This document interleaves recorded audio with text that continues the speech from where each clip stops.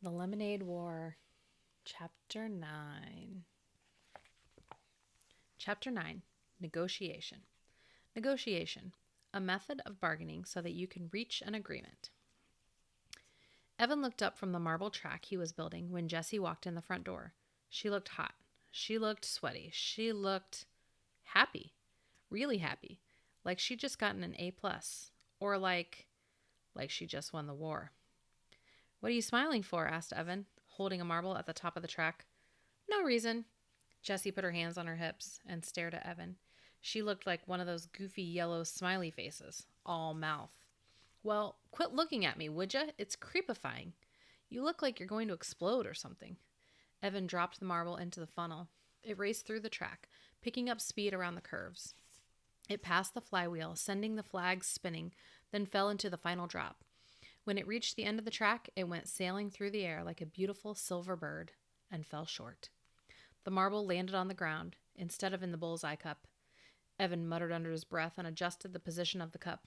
"Raise the end of the track," said Jessie. "You'll get more loft." Evan looked at her angrily. The marble had fallen into the cup the last 10 times he'd done it. Why did it have to fall short the one time she was watching? "Don't tell me what to do," he said. Why was she smiling like that? "I didn't tell you what to do," she said. "I just made a suggestion. Take it or leave it." She turned to walk up the stairs. "Grumpminster Fink," she tossed over her shoulder. Evan threw a marble at her disappearing back, but missed by a mile. Well, he hadn't really been aiming anyway. He just wanted the feeling of throwing something. He'd been feeling the need to throw something the last 4 days. Grumpminster Fink. That was the name of a character he'd made up when he was 6 and Jessie was 5. That was back when Mom and Dad were fighting a lot, and Evan and Jessie just had to get out of the house. They'd scramble up the climbing tree. Evan had his branch, Jessie had hers, and wait it out. Sometimes they had to wait a long time, and once when Jessie was thirsty and impatient and cranky, Evan had said, "Be quiet, and I'll tell you a story about Grumpminster Fink." Grumpminster Fink was a man who was cranky and mean and made everybody miserable.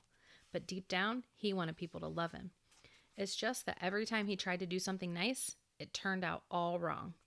Evan had made up a lot of stories about Mr. Fink and that tree, but after Dad left, there just weren't any more stories to tell.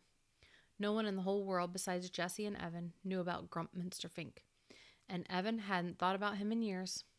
"Hey," he said sharply. He heard Jessie stop at the top of the stairs, but she didn't come down. "Do you want to call this whole thing off?" he asked. "What?" she shouted. This lemonade war," he said. "Call it off?" "Yeah," he said. "Just say nobody wins and nobody loses." Jessie walked down the stairs and stood with her arms crossed. Evan looked at her. He missed her. He had spent the whole day, the third to last day before school started, by himself. It stunk. It totally stunk. If Jessie had been around and they hadn't been fighting with each other, they could have played air hockey or made pretzels or built a marble track with twice as many gizmos that launched the marble into the bullseye cup every time. Jessie was very precise. She was good at getting the marble to go into the cup.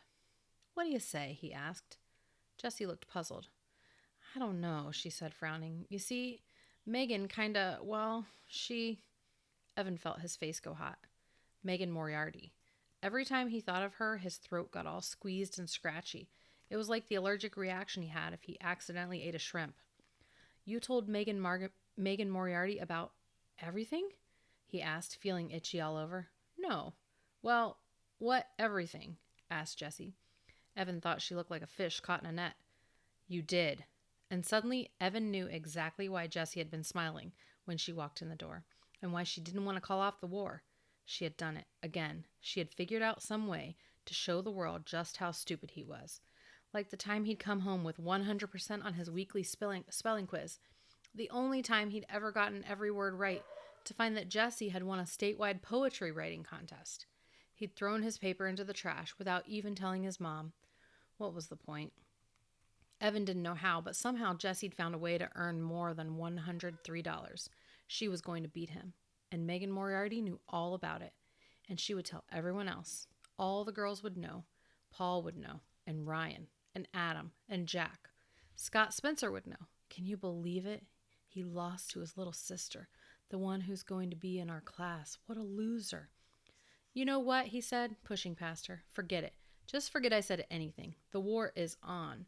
O-N. Prepare to die. That's the end of chapter 9. That was a short one.